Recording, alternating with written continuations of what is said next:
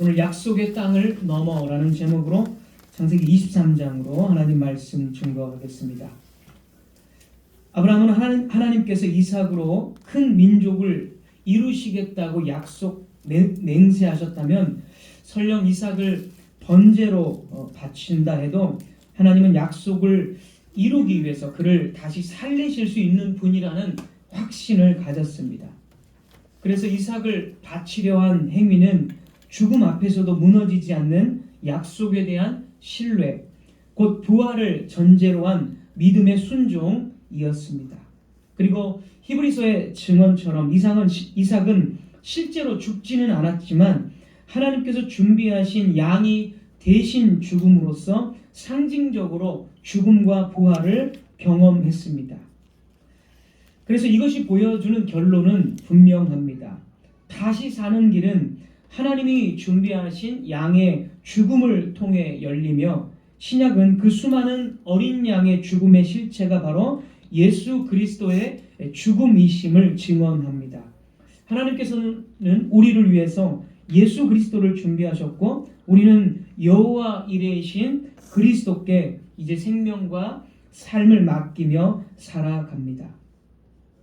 이제 지난주 말씀이었고 이제 오늘 본문에서 아브라함의 아내 사라가 127세를 살고 아브라함보다 먼저 죽었다고 기록이 됩니다. 우리가 본문을 읽진 않았지만 23장 1절에 사라가 127세를 살았으니 이것이 곧 사라가 누린 햇수라. 127세의 사라가 죽었습니다. 그래서 아브라함은 사라의 죽음을 슬퍼합니다. 그런데 오늘 23장 전체 내용은 사라의 죽음이 주된 내용이 아닙니다. 본문은 사라의 죽음을 1, 2절로만 짧게 기록을 하고 사라를 장사 지내기 위해서 사라의 이 매장지, 이 무덤, 매장지를 이제 사고 팔고 이런 협상하는 내용이 3절부터 18절까지 16절을 할애하면서 나오고 있습니다. 그러니까 사라가 아브라함의 아내 사라가 죽었다는 것은 사실 별로 중요한 내용이 아니고 사라의 매장지를 사게 되는 그 협상 과정, 그 매장지를 사는 그 구절이 16절이나 나오기 때문에 23장 전체에서 거의 90% 이상을 차지하고 있기 때문에 그 협상의 내용이 본문의 주된 관심사다라는 것이죠. 아브라함은 가나안 땅의 소유자가 아닙니다. 그는 자신이 나그네다라고 말합니다. 나그네. 우리가 본문에 읽지 않았지만 그 앞에 나옵니다. 나그네라고. 이 말은 그는 가나안 땅의 원주민이 아니기 때문에 정당한 권리를 누리기가 힘들다는 뜻입니다. 그러나 아브라함은 사라의 매장지를 구할 때에 이제 가나안 땅에서 그 헷 족속이 있는데 헷 족속에 가서 땅을 팔 것을 제안합니다. 고대 근동사회에서 토지는 그 지역의 신이 그 땅의 주민에게 맡긴 것으로 이해가 되었고 그래서 땅은 자기 족속 안에서만 거래되는 것이 일반적이었습니다. 그러니까 아브라함이 나는 나그네입니다 라고 말할 때 그 땅을 이렇게 돈이 있다고 해서 땅을 이렇게 함부로 쉽게 구할 수 있는 처지가 아니라는 뜻입니다. 만약 이방인이 와가지고 그 원주민들에게 그 땅을 사고 싶을 경우에는 함부로 이렇게 그 지역의 신이 그 땅을 준 것이라고 생각했기 때문에 함부로 팔지 않는다는 것이죠. 그럼에도 이방인이 와서 땅을 원할 경우는 일정한 대가를 받고 장기 임대를 하든 단기 임대를 하든 임대를 해주는 방식이었고 소유권은 여전히 그 땅의 주민에게 있었습니다. 그래서 이방인에게 땅을 판다는 것은 고대 근동사회에서 굉장히 예외적인 이례적인 일이었습니다. 그래서 나는 나그네다라고 말하는 이 아브라함의 처지는 난 원주민이다. 그리고 아무런 권리가 없다. 그러니까 아브라함이 굉장히 최대한 예의를 갖춰서 몸을 굽히면서 여러 번 그럼에도 내가 그 땅을 사겠다. 가나안 땅을 소유할 자격이 없지만 내가 그 땅을 사고 싶다라고 최대한 예우를 갖춰서 그렇게 말한 것입니다. 이러한 이 아브라함의 제안에 헷 족속은 아브라함을 하나님의 지도자로 인정하면서 매장지를 우리가 돈도 안 받을 테니까 원하는 대로 사용을 하라고 그런 관대한 제안, 그 관대함을 베풀어 줍니다. 6절 한번 보겠습니다. 6절 23장 6절 내 주여 들으소서. 이 고대 이 가나안 땅에서 아브라함이 굉장한 또 영향력이 있는, 왜냐하면 하나님의 이름으로 그 소돔 그 연합군들도 소돔이 아니라 그 가나안의 연합군들도 물리치고 또 상당히 그 영향력이 있었고 복음을 선포하는 사람이었기 때문에 하나님의 지도자로 인정을 하는 거죠. 그래서 내 주여 들으소서. 당신은 우리 가운데 있는 하나님이 세우신 지도자이시니 우리 묘실 중에서 좋은 것을 택하여 당신의 죽은 자를 장사하소서. 우리 중에서 자기 묘실에 당신의 죽은 자 장사함을 금할 자가 없으리이다. 네. 당신은 하나님의 위대한 그 지도자이기 때문에 우리 족속 중에서 당신이 사용해도 아무도 뭐 반대할 사람이 없습니다. 마음대로 원하는 대로 땅을 보기 좋은 대로 사용하십시오. 이렇게 호의를 베풀어 줍니다. 헷족속이. 이에 대한 아브라함의 대답이 9절입니다. 9절 읽겠습니다. 그가 그의 밭 머리에 있는 그의 막벨라 굴을 내게 주도록 하되 충분한 대가를 받고 그 굴을 내게 주어. 이제 막벨라 굴, 이 막벨라 굴이 이제 고대 근동에서는 이제 굴의 장사를 했습니다. 우리와 다르게 굴에 매장을 했기 때문에 이제 그 굴에다 막벨라 굴의 사라를 이제 매장하려고 하니까 이 아브라함은 공짜로 달라는 게 아니고 정당한 값을 내가 치를 거니까 팔아라, 소유를 나에게 넘겨라, 이런 말을 또 합니다. 아브라함이 그렇게 합니다. 그러자 헷 족속이, 우리가 이제 본문이 길어서 읽지 않았지만 다시금 거절하면서 아니다, 필요하는 대로 당신이 원하는 대로 좋을 대로 쓰십시오. 당신의 그 영향력이나 당신은 우리 이 사회에서 굉장히 그 영향력 있는 그런 하나님의 지도자니까 원하는 대로 사용하십시오. 이렇게 또 호의를 다시금 베풀어 줍니다. 아브라함은 그런데 여기서도 또 거절을 합니다. 아니다, 팔아라, 이렇게 거절을 또 합니다. 그렇다면 아브라함은 이 헷 족속의 호의를 왜 계속해서 거절을 하고 있을까요? 아브라함의 이 거절은 그가 하나님의 약속을 얼마나 굳게 붙들고 있는지를 입증해 주는 것입니다. 헷 족속의 이 제안은 상당히 좋은 제안이기는 하지만 그렇게 되면 소유권은 아브라함에게 있지 않습니다. 또 이 고대 근동의 이 매장의 풍습은 오랜 시간이 지나서 시신이 부패하면 이제 유골만 남게 됩니다. 그러면 그 유골만 남게 되면 그 유골은 이 또 어떤 이렇게 유골함에다 담아가지고 무덤에 이제 뒤편에 놓게 됩니다. 뒤편에 놓게 되고 그리고 그 무덤은 다시금 다른 그 시신을 매장하는데 이 중앙에 다시 시신을 매장하는데 또 사용하게 됩니다. 그래서 아브라함의 아내 사라도 이 매장은 하지만 나중에 유골이 남게 되면 다른 사람이 그 묘실을 또 쓰기 때문에 그 유골함이 뒤편에 옮겨지게 되고 다른 사람의 매장지로 또 바뀌게 되는 것입니다. 그래서 이러한 이 헷 족속의 이 제안은, 헷 족속 중에 이제 에브론이라는 사람이 땅 주인이었는데 이 에브론이라는 이 사람의 제안은 아브라함의 소유권을 전혀 확정짓지 못하게 되는 것입니다. 그러나 아브라함은 사라가 죽었을 때 이방인이지만 이 소유권을 꼭 확정짓고 싶어 합니다. 그래서 계속 거절하면서 꼭 팔아라 라고 이야기를 하는 것이죠. 여기에서 바로 아브라함이 이 사라의 죽음을 넘어서 하나님의 약속을 얼마나 더 분명하게 붙잡고 있는지를 보여주는 그런 아브라함의 이 태도를 우리가 볼 수가 있습니다. 죽음보다 강한 것, 죽음보다 더 죽음 너머에서까지 그 약속을 바라보는 아브라함의 믿음이 여기서 상당히 또 돋보이고 있습니다. 칼빈은 이 구절에 대해서 아주 비슷한 맥락으로 이렇게 주석을 달았습니다. 제가 조금 분량이 되지만 제가 칼빈의 주석을 그대로 한번 좀 읽어드리겠습니다. 맥락이 비슷한데 조금 더 보충이 되기 때문에 제가 그대로 한번 읽어드리겠습니다.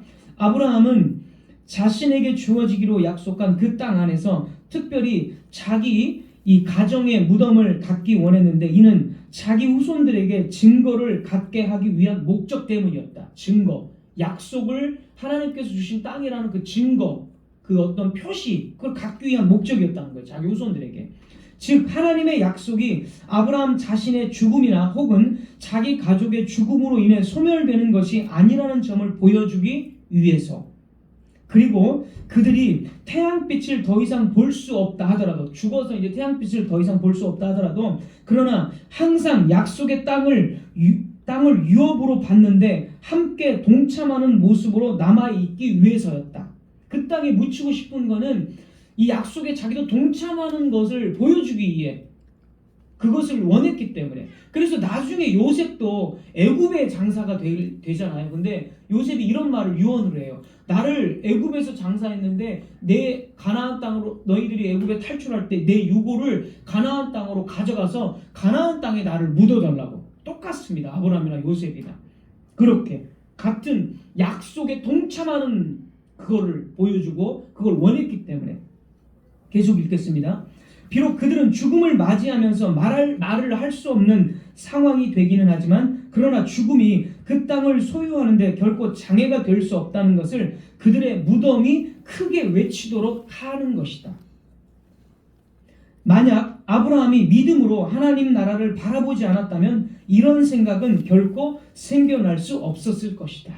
네, 이렇게 칼빈이 거의 같은 맥락으로 주석을 달았습니다. 그래서 이러한 이유 때문에 아브라함은 끝까지 양보하지 않고 값을 주고 땅을 사게 됩니다.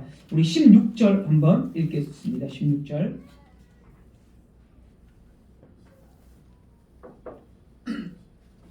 아브라함이 에브론의 말을 따라 에브론이 헷 족속이 듣는 데서 말한 대로 상인이 통용하는 은 400세겔을 달아 에브론에게 주었더니, 땅값으로 은 400세겔을 주었는데 사실 이 당시에 은 400세겔은 엄청난 값입니다. 왜냐하면 그 이후에 다윗 시대에 다윗이 성전 부지를 사는데 은 50세겔밖에 주지 않아요.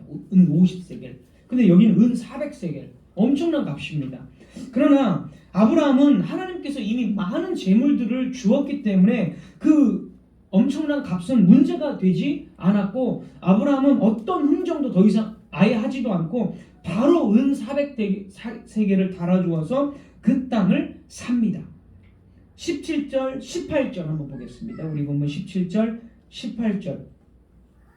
마므레 앞 막벨라에 있는 에브론의 밭, 곧 그 밭과 거기에 속한 굴과 그 밭과 그 주위에 둘린 모든 나무가, 18절, 성문에 들어온 모든 헷 족속이 보는 데서 아브라함의 소유로 확정된지라. 근데 여기서 또 우리가 주목해 보아야 될 것이 18절 성문입니다. 성문. 성문에 들어온 모든 헷 족속이 보는 데서 확정했다. 이 거래가 성문에서 이어졌다는 건데, 이 성문이라는 것은 이 고대 근동에서 여러 번 말씀드렸지만 재판들이 이루어지는 장소고 계약을 체결하는 이 공적인 장소입니다.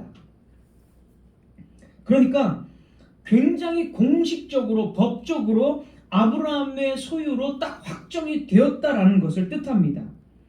게다가 여기 보면은 모든 헷 족속이 다 보는 데서 이루어졌다 이렇게 기록되죠. 증인들입니다. 증인들. 아브라함이 죽어서도 헷 족속이 딴 말할 수 없을 정도로 모든 헷 족속이 다 봤다는 것은 이 성문이 법적인 장소, 재판 장소, 공적 효력이 발생하는 장소이기 때문에 이렇게 이건 부인할 수 없을 정도로 법적인 소유주가 되었다는 것을 의미합니다. 특히 아브라함이 그 땅을 소유지로 확정했다고 18절, 20절, 우리가 20절은 읽지 않았지만 18절과 20절에 두 번이나 기록됩니다. 그리고 아브라함은 새로 산 땅, 이 막벨라 굴에 사라를 매장을 하게 됩니다.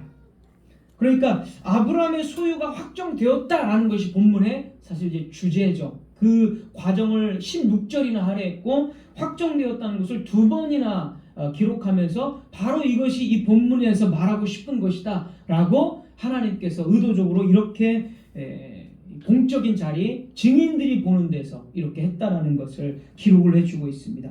그래서 성경이 여기에서 강조하는 것 역시 하나님의 약속입니다. 하나님은 아브라함에게 내가 너의 후손들이 살 수 있는 가나안 땅을 주시겠다라고 여러 번 약속을 하셨습니다. 아브라함은 지금 나이가 이제 137세입니다. 137세가 되어서 자기 생애 처음으로 받기로 한 이 가나안 땅의 일부를 진짜로 법적으로 소유한 소유주가 되었습니다. 가나안 땅을 주시겠다라는 약속은 이 매장지를 사는 형태로 조그맣게 이루어지게 되었고, 그리고 이것을 통해서 가나안 땅 전체를 하나님께서 이제 주실 것이다라는 어떤 일종의 그 보증 같은 것으로 이 매장지가 아브라함에게 확정된 것입니다. 그래서 나중에 가나안 땅 전체를 아브라함의 후손들인 이스라엘에게 하나님께서 주실 것입니다. 그리고 아브라함의 입장에서는 아까 말씀드린 대로 사라의 죽음에서도조차 약속을 굳건하게 믿고 있다는 것을 이 본문에서 역시 아브라함의 입장에서는 또 그것을 보여주고 있습니다. 그래서 이후에 아브라함 자신도 여기에 묻힙니다. 사라가 묻힌 이 장소에 묻히고, 그리고 창세기 25장 9절 10절에 여러분 나중에 찾아보시면 됩니다. 창세기 25장 9절 10절에 아브라함이 거기에 묻히고, 그 이후에 아브라함의 아들 이삭과 그 아브라함의 이제 며느리죠. 이삭과 그의 아내 리브가 역시 바로 이 장소에 묻힙니다. 창세기 49장 29절에서 32절에 여러분 기록되어 있으니까 나중에 찾아보시면 되고, 그 이후에 아브라함의 손자죠. 이제 야곱도 바로 이 장소에 묻힙니다. 그리고 야곱의 아내 이제 레아도 이 장소에 묻히게 됩니다. 그러니까 언약을 믿고 있는 언약의 후손들이 아브라함이 소유한 이 가나안 땅, 이 땅에 계속 묻히는 거죠. 그러니까 우리가 성경이 여기에서 의도하는 게 여러분 무엇이겠습니까? 막벨라 굴, 이 장소는 사라의 죽음의 장소였지만 죽음도 하나님의 약속을 끊지 못하고 계속적으로 언약의 후손들에게 이어지고 있다는 것을 보여준다는 거죠. 하나님의 약속은 죽음보다 강하다라는 것을 보여준다는 것입니다. 하나님의 약속은 멈추지 않고 언약의 세대를 이어서 후손들을 이어서 계속 이어가신다는 확증, 무덤이 그것을 외치고 있는 거죠. 무덤이라는 그 표시가 아브라함이 산 땅이지만 계속해서 언약의 후손들이 그 장소에 묻히기를 원하면서 하나님의 약속이 반드시 우리 후손들에게 이 땅 전체를 주실 것이다. 그거를 믿기 때문에 나는 이 장소에 묻힌다. 이런 의미가 있는 것이죠. 그래서 나중에 이제 여호수아 시대에 이스라엘은 하나님의 말씀대로 이 땅을 가나안 땅 전체를 다 차지합니다. 하나도 빠짐없이 다 이루어 주셨다라고 여호수아의 기록이 되어집니다. 그런데 아시다시피 그 이후에 이스라엘의 범죄로 말미암아서 이스라엘은 바벨론에게 멸망을 당하게 되고 가나안 땅에서 쫓겨나서 이제 이방 제국 바벨론 땅으로 이제 포로로 끌려가게 됩니다. 하나님이 약속의 땅 가나안 땅을 주시겠다고 했는데 이스라엘의 범죄로 말미암아 이제 가나안 땅에서 쫓겨나서 바벨론 땅으로 끌려가요. 그러면 하나님의 약속은 여기서 끝난 것일까요? 이스라엘이 범죄했기 때문에 이스라엘의 범죄로 하나님의 약속은 끝난 것일까? 이렇게 생각해 볼 수가 있는데 우리 그렇지 않다는 걸 너무나 잘 알고 있죠. 예레미야 32장 6절부터 보면 이스라엘 백성들이 예레미야 32장 6절부터 보면 이스라엘이 바벨론의 포로로 잡혀가기 바로 직전에 하나님께서는 아브라함과 같이 예레미야에게 땅을 사라고 말씀을 하십니다. 땅을. 상식적으로 지금 나라가 멸망했고 그 다음에 이제 이 땅에서 쫓겨나서 바벨론 땅으로 끌려가는데 굳이 돈을 주고 땅을 살 필요가 없는 게 상식입니다. 하지만 예레미야는 하나님의 말씀을 순종해서 그 땅을 사고 그 매매 증서를 아주 잘 보관을 하도록 합니다. 토기에 넣어가지고. 왜 이런 것을 하나님께서 예레미야에게 시켰겠습니까?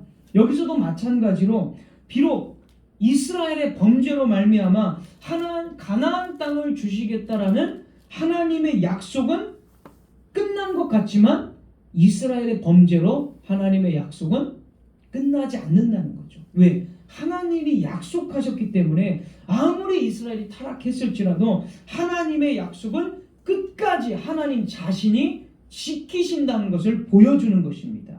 그러니까 예레미야에게 땅을 사도록 하신 것은 이 땅은 나중에 너희들에게 다시 줄 거야. 그런 의미로 이 땅을 표시로 나중에 지금은 끌려가지만 너희들이 쫓겨나지만 나중에 이 땅을 다시 내가 줄 거야. 그런 의미로 예레미야에게 땅을 사고 그 법적인 매매 증서를 토기에 넣어서 보관하도록 한 것입니다. 이스라엘이 멸망할지라도 하나님은 아브라함과 한 약속을 홀로 지켜가시는 거예요. 그것을 계속 성경 전체가 보여주는 것입니다.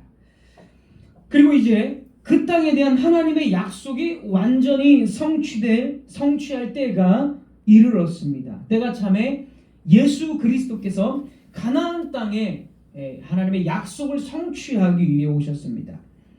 유대인들, 이스라엘 사람들은 예수님께서 오셨을 때 예수님께로 모여들어서 예수님이 정말 메시아로서 지금 가나안 땅에 있는 이 로마인들을 몰아내고 가나안 땅을 다시 옛날처럼 회복시킬 것을 기대했습니다.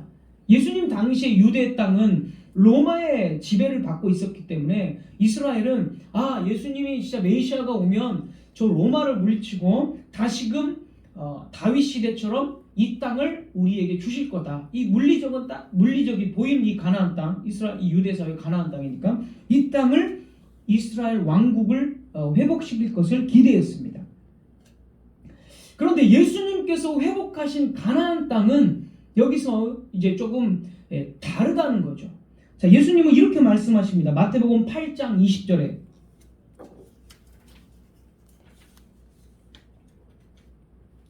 마태복음 8장 20절에 여우도 굴이 있고 공중의 새도 거처가 있으되 나는 머리 둘 곳이 없다. 예수님은 가나안 땅에 자기 말한 대로 자기 거처가 없다는 거예요. 보여지는 그 땅에는 자기 거처조차도 없어요. 자기 거처도 없는데 무슨 예수님께서 로마군을 몰아내고 이 가나안 땅 전체를 다시금 이스라엘 왕국을 세우시겠습니까? 말이 안 된다는 거잖아요. 그리고 예수님의 설교는 말씀드린 대로 가나안 땅을 회복시키겠다는, 되찾아주겠다는 설교가 아니라 오히려 예수님의 설교의 주된 핵심은, 계속적인 핵심은 내가 하나님의 나라를 전파하러 왔다, 이렇게 말씀하십니다. 내가 회개하라, 하나님의 나라가 가까이 왔다. 회개하라, 천국이 가까이 왔다. 예수님께서 마태복음도 보면 4장인가 거기서도 보면 하나님의 나라를 계속 전파하시며, 이렇게 예수님은 하나님의 왕국에 대한 설교를 하셨습니다. 그리고 하나님의 나라가 너희들에게 지금 임했다, 이런 표현들을 또 쓰셨습니다. 그러니까 예수님은 물리적인 가나안 땅을 지금 되찾는 것이 목적이 아니라 무엇을 설립하러 오신 거예요? 하나님의 왕국을 설립하러 오신 것입니다. 자, 이제 이게 중요한데요. 여기에서 이거를 통해서 아브라함과 구약의 이 믿음의 사람들이 진짜로 기대했던 것이 무엇인지가 드러납니다. 불신실한 이스라엘 백성들은 진짜 물리적인 독립, 정치적인 독립을 원했지만 아브라함이나 진짜 신실한 믿음의 사람들은 구약 시대부터 기대했던 것이 바로 하나님의 왕국이었다는 것을 우리는 알 수가 있는 거예요. 자, 이걸 좀 설명을 드릴게요. 이스라엘 백성들은 가나안 땅을 약속받았습니다.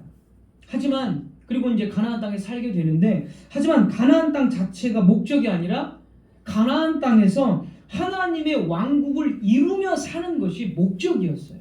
그게 하나님이 원하시는 겁니다. 가나안 땅에서 하나님의 왕국을 세움으로써 하나님의 통치와 영광을 세계 민족들에게 나타내는 것, 그게 목적이었고, 가나안 땅에 세워진 이 성전이 또 세워지잖아요. 가나안 땅에서 그 성전에서 울려 퍼지는 복음을 선포하며 하나님의 이름을 세계 민족들에게 드러내는 것이 가나안 땅을 주신 목적이었습니다. 그러니까 가나안 땅은 하나님의 왕국이 실현되는 구체적인 장소에 불과했던 거죠. 그러니까 중요한 건 가나안 땅 자체가 아니라 가나안 땅에서 어떻게 하나님의 나라를 세우느냐, 어떻게 복음을 선포하며 하나님의 이름을 이방인들에게 증거하느냐, 그것이 가나안 땅을 주신 목적이었어요. 아브라함은 그걸 본 겁니다.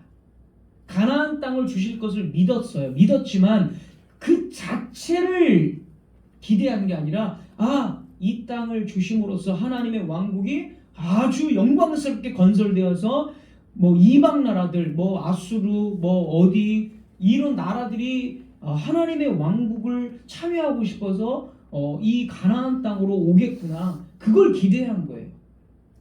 그래서 아브라함이 기대한 것을 하나님의 도성이었다라고 히브리서가 증거를 해줍니다. 히브리서 11장 9절 10절입니다. 히브리서 11장 9절 10절.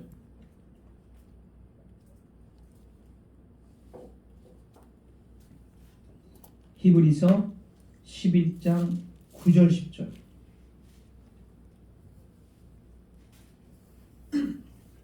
읽겠습니다. 9절. 믿음으로 그가 이방의 땅에 있는 것 같이 약속의 땅에 거류하여, 약속의 땅에 거류했어요. 분명히 아브라함이 거류하여 동일한 약속을 유업으로 함께 받은 이삭 및 야곱과 더불어 장막에 거하였으니, 10절 보십시오. 이는 그가 하나님이 계획하시고 지으실 터가 있는 성을 바랐음이라. 가나안 땅에 살았지만 가나안 땅 자체가 아니라 하나님이 지으실 성을 바라봤다. 하나님이 지으실 도성을 바라봤다는 거예요. 그 도성이 뭐예요? 하나님의 왕국이었어요. 가나안 땅 자체가 목적이 아니었다라고 히브리서가 분명히 증언을 해줍니다. 자, 그래서 예수님께서는 아브라함이 기대했던 하나님의 도성, 즉 하나님의 왕국을 건설하러 가나안 땅에 오신 것입니다. 그래서 예수님의 메시지는 뭐예요? 하나님의 나라가 너희들에게 있다. 회개하라, 천국이 가까이 왔다. 이렇게 말씀을 하신 것입니다. 따라서 예수님으로 인해서 이 신약에서는 예수님으로 인해서 가나안 땅을 진짜로 로마를 물리쳐서 차지하는 방식이 아닙니다. 예수님은 이제 이 유대 사회, 그러니까 가나안 땅을, 그 장소를 차지하는 것이 아니라 하나님의 왕국, 하나님의 통치가 임하는 곳마다 언약이, 이 땅을 주신다는 약속이 성취되는 것으로 옮겨갑니다. 자, 이 부분은 역시 조금 어려운데 여러분 이것을 잘 이해해야 됩니다. 그래서 바울은 아브라함에게 주어진 약속을 더 이상 가나안 땅이라고 이야기하잖아요. 로마서 4장 13절. 바울은 아브라함의 약속을 가나안 땅을 받는 것이라고 이야기하지 않고 세상을 받는 것이다라고 이야기합니다. 로마서 4장 13절입니다. 제가 읽고 또 설명을 드리겠습니다. 로마서 4장 13절. 아브라함이나 그 후손에게 세상의 상속자가 되리라고 하신 언약. 세상의 상속자, 원래는 가나안 땅의 상속자예요. 근데 바울은 이걸 바꿔요. 세상으로. 왜 바꾸죠? 신약에 이르러서 예수님 때문에 하나님의 왕국은 가나안 땅에 세워지는 것이 아니라 가나안 땅을 넘어서서 어디로? 온 세상으로, 온 땅으로 확장되기 때문에 그렇습니다. 온 땅으로. 온 땅으로. 가나안 땅에서만 하나님의 왕국이 세워지는 것이 아닙니다. 구약에는 가나안 땅에서 하나님의 왕국이 세워지죠. 그게 구약의 특징이에요. 그 시대에. 근데 새 언약의 시대잖아요. 예수님으로 인해서. 새 언약의 시대에는 가나안 땅에만 하나님의 왕국이 세워지는 것이 아니라 온 땅에 하나님의 왕국이 세워집니다. 이것이 이미 구약에 예언이 되어 있습니다. 대표적으로 시편 에스겔에도 예언이 되어 있지만 대표적으로 시편 2절 8절입니다. 시편 2절 8절. 내게 구하라. 내가 이방 나라를 내 유업으로 주리니 네 소유가 땅끝까지 이르리로다. 이방 나라를 준답니다. 원래는 어때요? 가나안 땅에서 이방 나라들에게 복음을 증거하는 건데 이제는 이게 더 확장돼서 이방 나라를 준다는 거고, 게다가 내 소유가 땅끝까지 이릅니다. 땅끝. 온 땅이에요. 땅끝은. 온 땅으로 하나님의 왕국이 펼쳐진다는 거예요. 그래서 이런 말씀을 토대로 예수님께서는 이제 이런 말씀을 마지막에 또 하십니다. 마태복음 28장 19절에 우리가 잘 아는 말씀, 이런 것을 바탕으로 예수님도 이렇게 말씀하시죠. 마태복음 28장 19절. 그러므로 너희는 가서 모든 민족을 제자로 삼아 아버지와 아들과 성령의 이름으로 세례를 베풀고. 모든 민족에게 땅끝까지 나아가서 뭐 해라는 거예요? 하나님의 왕국을 세워라. 복음을 가르치고 성령과 성부와 성자의 이름으로 세례를 줘서 온 땅에 하나님의 왕국을 세우라는 거예요.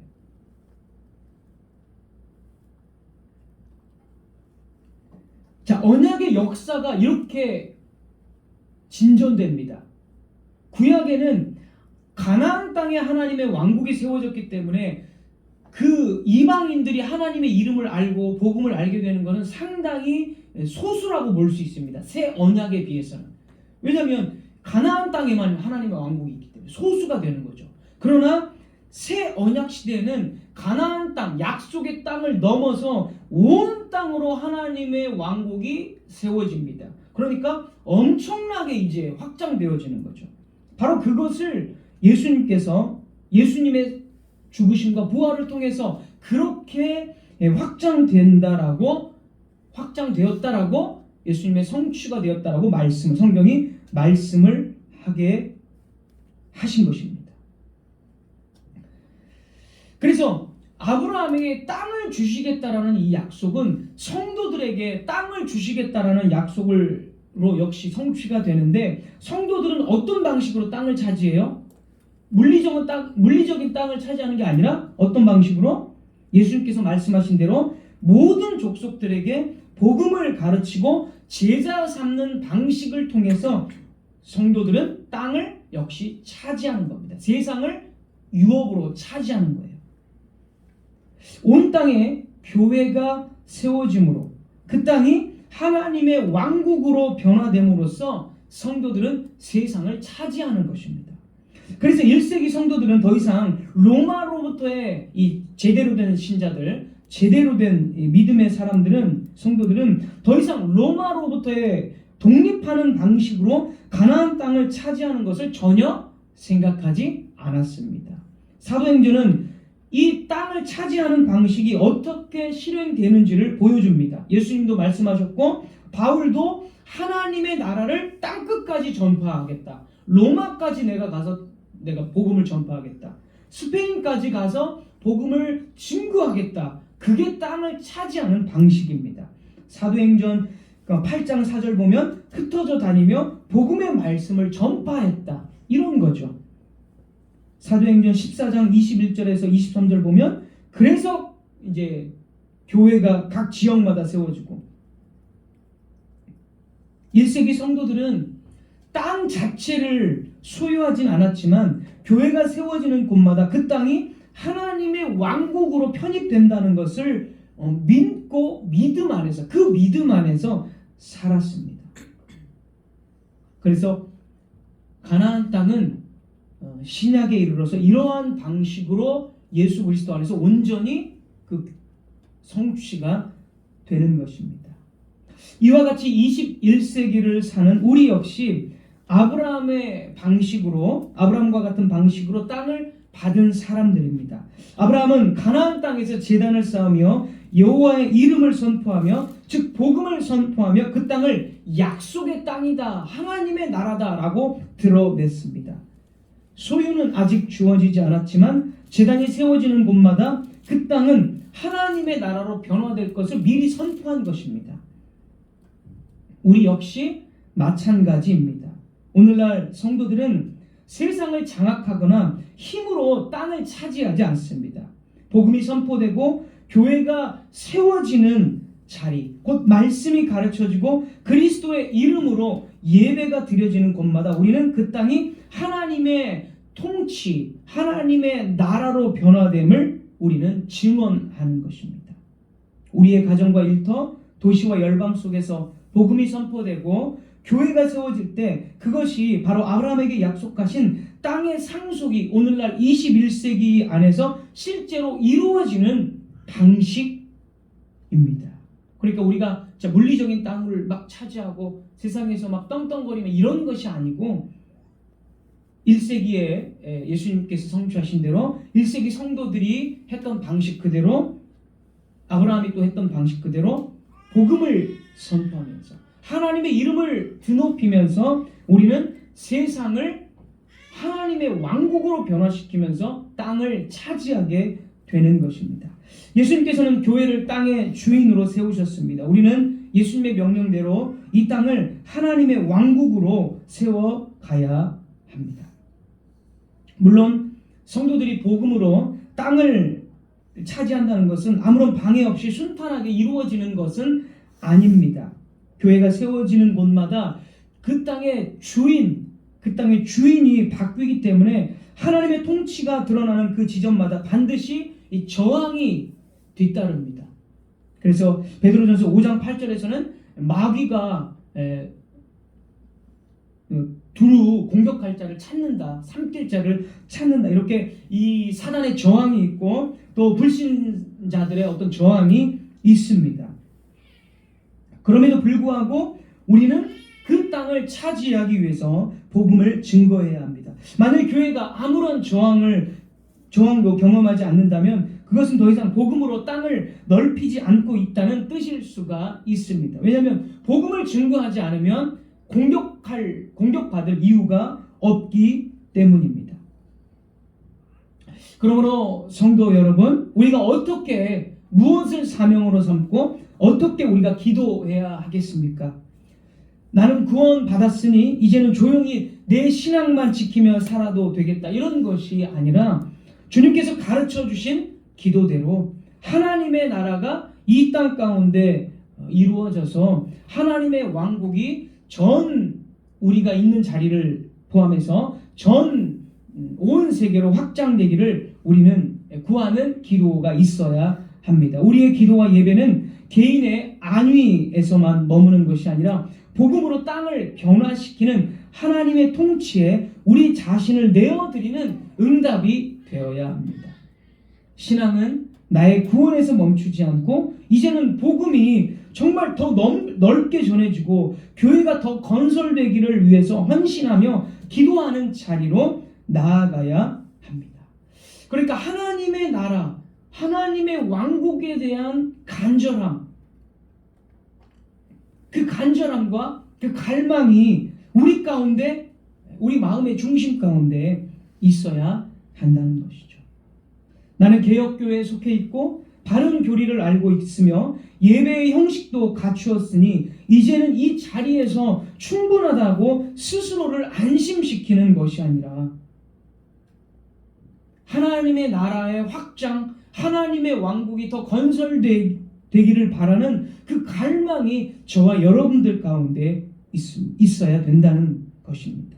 여러분의 마음은 어디에 머물러 있습니까? 혹시 교회가 주는 안정감과 보호막은 누리면서도 그 교회를 통해서 하나님께서 땅을 넓히시고 복음을 전파하시는 그 사명에 대해서 이 마음을 닫는 분이 혹시 있지 않습니까? 바른 신학 위에 서 있다는 이유로 더 이상 긴장감이 없이 복음이 요구하는 헌신과 책임 앞에서는 한 발 물러서는 모습은 있지 않은지 우리 자신을 한번 돌아봐야 할 것입니다. 하나님께서 우리 교회를 세우신 목적은 우리를 세상으로부터 안전하게 숨겨두시기 위함이 아니라 왜곡되지 않은 복음으로 다시 땅을, 온 세상을 향해서 보내시기 위함입니다. 만일 우리가 개인의 안전과 평안만을 누리며 복음의 확장과 교회의 건설을 위해 기도하지 않는다면 우리는 이미 주님의 나라보다 우리의 자리를 더 사랑하고 있는지도 모릅니다. 사랑하는 성도 여러분, 멈춰서서 이 말씀에 비추어서 우리 스스로를 한번 살펴봅시다. 하나님께서 나를 이 교회에 부르신 목적이 무엇인지, 내가 누리고 있는 은혜가 어디를 향해서 흘러가야 하는지를 다시 한번 점검해 봅시다. 주님의 나라가 이 땅에 더 분명히 드러나기를 구하며 내 삶과 기도와 예배를 다시 복음의 방향으로 우리의 사명대로 정렬해야 합니다. 말씀을 맺겠습니다. 우리가 기도할 때 단지 나를 위한 간구에 머무르지 말고 주님께서 이 땅 위에 하나님의 왕국을 더 세워가실 것을 기대하며 기도합시다. 우리의 삶과 마음도 함께 변화되어 복음이 선포되는 자리마다 교회가 세워지고 그 땅이 하나님의 통치 아래 들어가는 것을 바라며 기도합시다. 주님께서 하실 일과 우리 안에서 이루어질 변화를 믿으며 오늘도 그 약속 위에 기대고 나아가는 성도들이 되기를 주님의 이름으로 부탁드립니다. 기도하겠습니다.